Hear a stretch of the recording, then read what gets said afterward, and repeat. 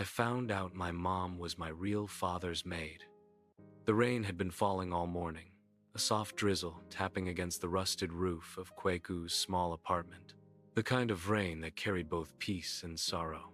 He sat by the window, staring at an old photograph of his mother, the woman who raised him with fierce love and quiet pain.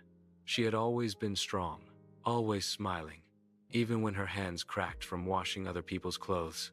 Kweku never questioned her silence when he asked about his father.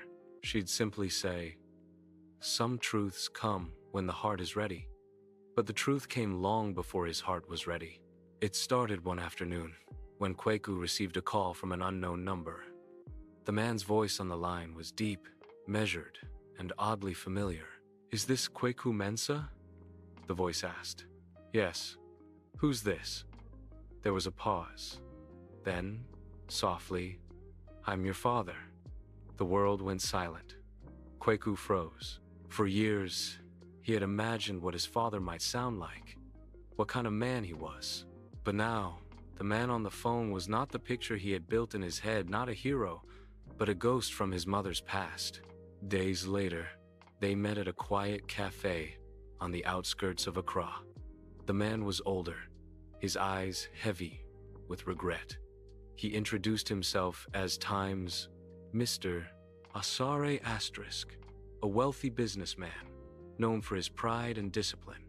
"I never knew how to tell you, mister," Asare said, stirring his coffee. "Your mother, she worked for us when I was young. She was my parents' maid." Kweku's hands trembled. "My mother was your maid?" "Yes." Asare nodded slowly.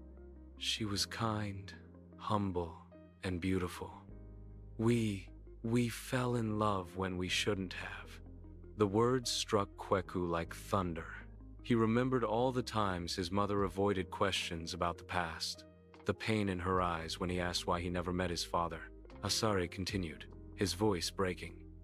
"My family found out. They forced her to leave. She was pregnant with you, but I was too much of a coward to fight for her.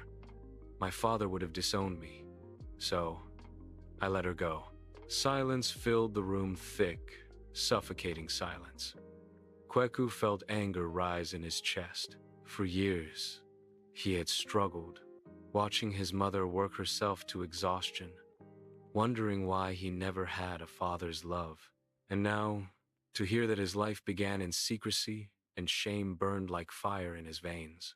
"You left her to suffer," Kweku whispered, tears forming in his eyes. "She raised me alone. She cleaned houses while you lived in comfort." Mr. Asari lowered his head. "I know. I tried to find her, but she moved away. I sent money later, but she never took it." She said, "My son doesn't need your money.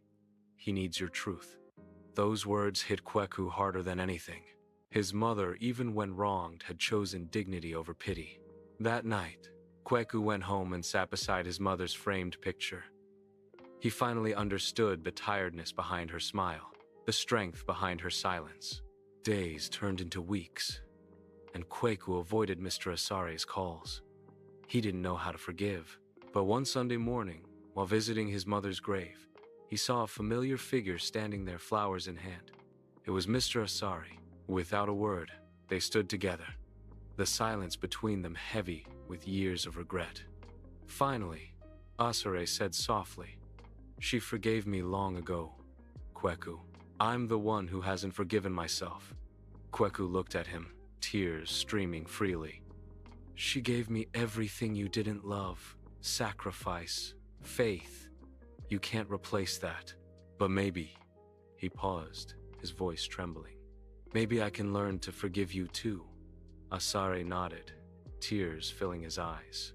"That's more than I deserve." They stood together as the morning sun broke through the clouds, casting light over the grave. For the first time, Kweku didn't feel like a boy searching for his father. He felt like a man who finally understood his mother's strength. Because love, he realized, isn't about who stays in your life. It's about who sacrifices everything so you can live yours.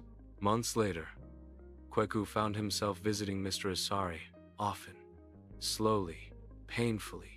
Forgiveness took root where anger once lived. They shared stories, meals, and laughter, building the bridge that time had burned. And one evening, as they sat watching the sunset, Asare handed him a letter. "She wrote this before she died," he said. Kweku opened it with trembling hands.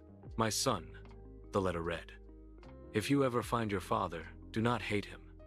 Hate builds walls, but love builds homes. You are my greatest joy, born from pain but destined for peace." As he finished reading, Kweku smiled through his tears.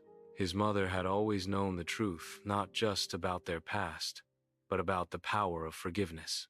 And for the first time, he whispered into the wind, "Thank you, Mama. Thank you for watching.